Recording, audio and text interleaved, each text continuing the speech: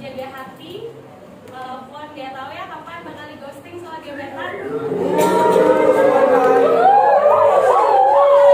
Dan pastinya tetap jaga semangat untuk pembelajaran kita hari ini. Nah, mengawali pertemuan, gue akan tampilkan sebuah video.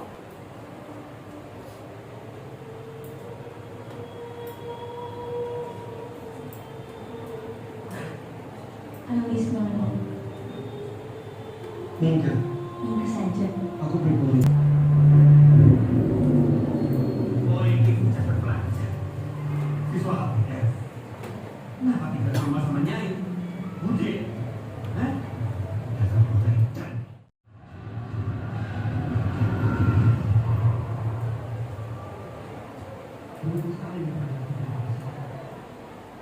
Ada yang sudah pernah nonton itu sebelumnya?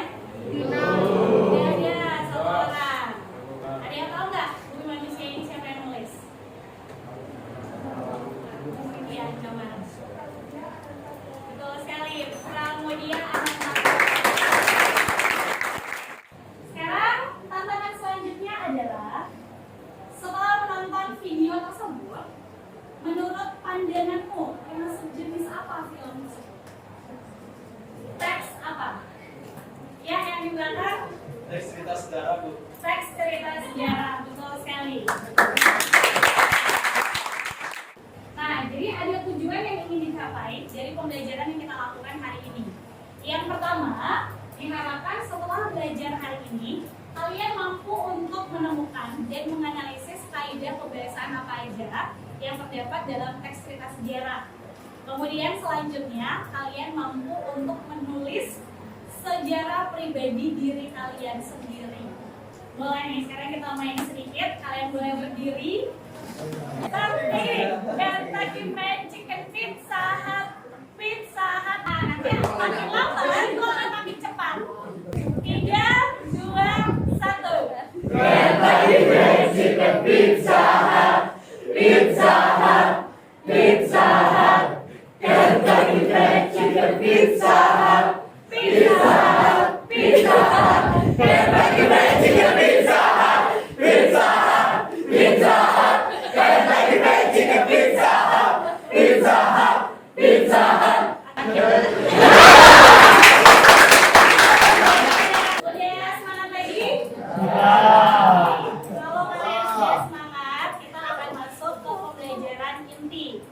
Pembelajaran inti ini, gue berharap kalian semangatnya nggak kendor, tapi bakal terus membara-bara sampai akhir. Kita akan mengisi pembelajaran di bab ini dengan menganalisis kaidah kebiasaan, dan nantinya kalian akan memproduksi sebuah teks sejarah pribadi yang kesempatan untuk membuat autobiografi dalam bentuk sejarah pribadi, nanti berbentuk infografis berbasiskan aplikasi digital Canva. Burel akan memberikan kalian waktu 3 menit saja untuk memilih kelompok secara mandiri. Ya, disilakan 3 menit.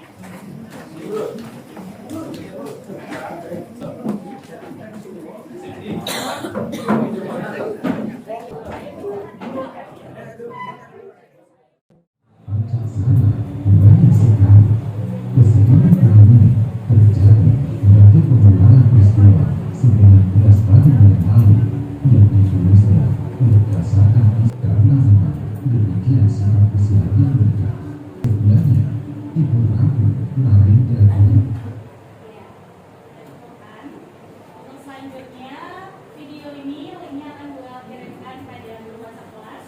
Kalian bisa menonton secara mandiri, secara berkelompok. Kemudian kalian punya waktu 30 menit untuk mengisi kolom tugas pada hari ini. Setelah itu, masing-masing kelompok akan diberikan 5 menit untuk mempresentasikan hasil kerja. Dipahami?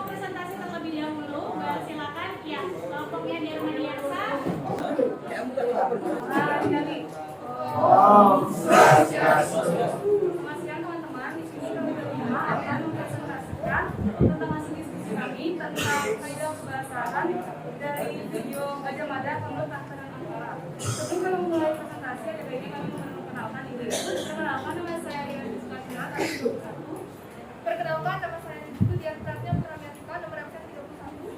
Perkenalkan, nama saya Putu Lydia Pertiwi Putri, nomor absen 37. Perkenalkan, nama saya Nina Amelia, nomor absen 20. Perkenalkan, nama saya Budi Purwodadi, nomor absen 38. Yang pertama yaitu pronomina. Pronomina sendiri atau kata ganti berfungsi untuk menghindari pengulangan kata dalam satu kalimat. Contohnya dari teks dalam video yaitu mereka. Mereka merupakan kata ganti yang ketiga yang merujuk pada prajurit. Yang kedua ada kalimat lampau. Kalimat lampau adalah kalimat yang digunakan untuk menyatakan peristiwa yang sudah berlalu. Dan yang ketiga adalah kondisi temporal. Kondisi temporal adalah kata penghubung untuk menghubungkan antara suatu peristiwa dengan peristiwa lain agar saling berkaitan. Oke, jadi saya akan menjelaskan kaidah kebahasaan yang selanjutnya. Yang keempat itu adalah verba material. Verba material di sini adalah kata kerja yang menunjukkan suatu perbuatan atau peristiwa yang bersifat konkret atau yang dapat kita lihat. Contohnya ada menulis, membaca, melihat, mendengar. Kemudian kaidah kebahasaan yang kelima itu adalah verba tingkah laku. Verba tingkah laku di sini adalah kata kerja yang merujuk kepada perasaan atau yang bersifat tidak dapat kita lihat. Contohnya di situ ada mencintai dan kegelisahan. Kemudian kaidah kebahasaan yang keenam adalah kalimat langsung. Kalimat langsung adalah kalimat yang berasal dari ucapan atau pernyataan seseorang tanpa ada yang perantaraan. Untuk mempermudah kita menemukan kalimat langsung dalam sebuah teks, biasanya kalimat langsung itu dicirikan dengan adanya tanda petik dua. Sekarang saya akan menjelaskan mengenai kaidah kebahasaan kata sifat. Kata sifat adalah kata yang menerangkan sifat, keadaan watak, serta tabiat seseorang. Misalnya itu ramah. Kemudian penggunaan dialog. Penggunaan dialog dalam sebuah cerita merupakan kalimat yang ditandai dengan tanda petik dua di akhir dan awal kalimatnya. Pada kalimat tersebut kami dapat menemukan kalimat dua. Oke, sekian presentasi dari kelompok kami. Apakah ada yang ingin bertanya? Ya, silakan dulu. Baik, saya akan bertanya. Seperti yang dijelaskan tadi, mengapa mendengar itu termasuk verbal material? Kan kita tidak tahu apa yang dibicarakan. Oke, jadi saya menjawab pertanyaan dari Sindu. Jadi sebelum itu saya akan menjelaskan dulu pengertian dari verba material. Jadi verba material adalah kata kerja yang menunjukkan suatu perbuatan fisik atau peristiwa secara nyata. Jadi kayak kita melakukan itu secara nyata gitu, secara langsung kita tahu, kita mendengar gitu loh, secara nyata terjadi. Berarti kan? Boleh kasih kesempatan kelompok lain untuk memberikan masukan. Menurut kalian, kata mendengar itu termasuk ke dalam verba material atau tingkah laku? Rata-rata untuk verbal tingkah laku itu berasal dari perasaan kan, berasal dari kata sifat. Sedangkan dengar itu saya rasa maksudnya itu ke kata kerja yang lebih ke melakukan aksi.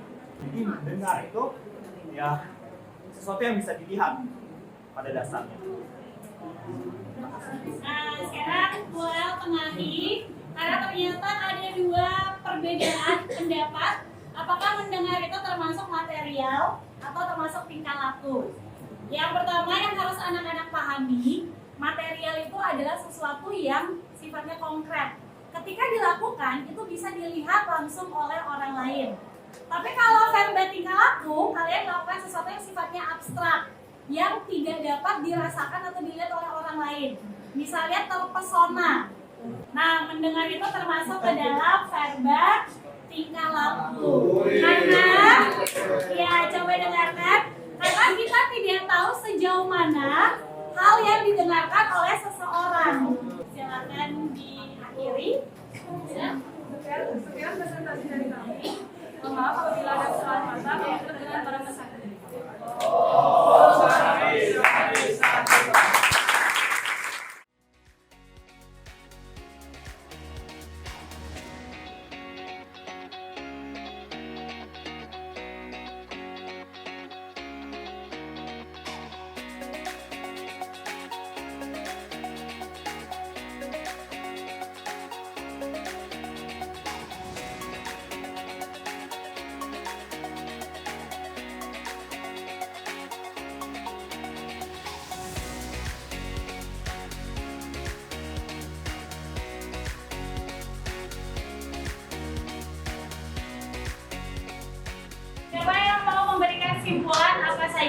pembelajaran yang sudah dilakukan hari ini.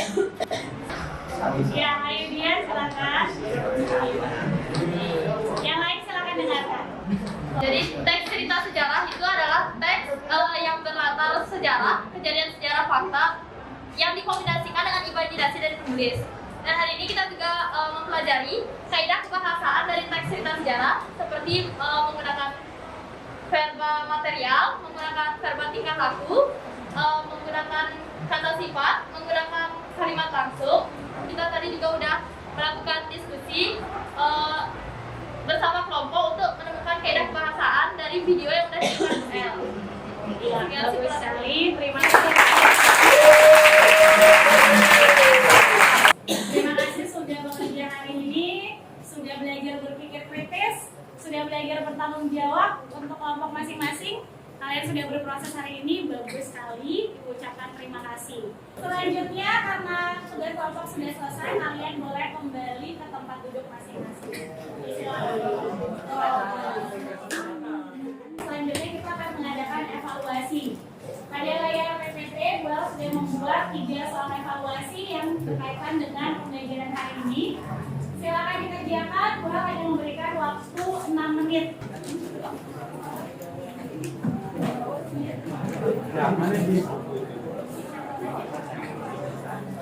Selesai ya anak-anak? Saya cek dulu apakah sudah masuk di grup WhatsApp kelas. Untuk sesi selanjutnya, adakah yang mau men-sharingkan bagaimana perasaannya selama mengikuti pembelajaran bahasa Indonesia, khususnya dalam kegiatan menganalisis kaidah kebahasaan teks cerita sejarah? Pada intinya di sini saya juga bisa belajar banyak dari Bu Elsa dan lain-lain, dan bisa mengevaluasi kembali pendapat-pendapat saya kalau semuanya itu belum tentu benar. Ya, terima kasih, boleh duduk kembali. Kendala apa dan hambatan apa atau hal apa yang membuat kalian merasa bahwa pelajaran ini tuh sulit? Silakan. Kendalanya apa yang Kan tadi ibu suruh nonton setel video Bu ya. Terus wifi sekolah ngelek-ngelekan Bu. Jadi nggak lancar mau nonton Bu, jadi lama saya mau analisisnya. Terhambat. Nah, untuk minggu depan kita akan mempelajari mengenai kegiatan menulis cerita sejarah. Untuk mengakhiri pelajaran bahasa Indonesia hari ini, alangkah baiknya untuk berdoa. Berdoa turut kemenangan agama masing-masing. Doa mulai. Doa selesai.